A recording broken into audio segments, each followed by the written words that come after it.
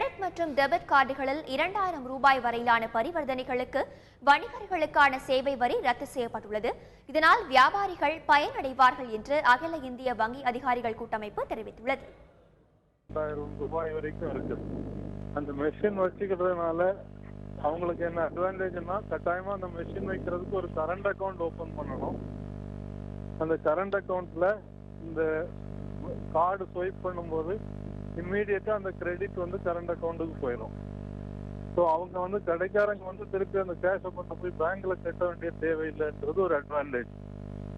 இதுக்கு bank charge பண்றாங்க. அந்த அமௌண்ட் 2.5% இருந்து 3.5% வரைக்கும் இருக்குது.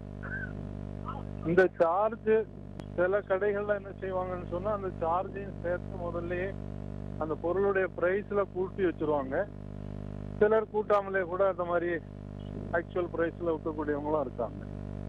இந்த சார்ஜ் வைப் பண்றதுனால யாருக்கு வசதின்னு சொன்னா, இப்ப கடைக்காரங்களுக்கு அந்த சார்ஜ் வாங்க வேண்டியதில்லை.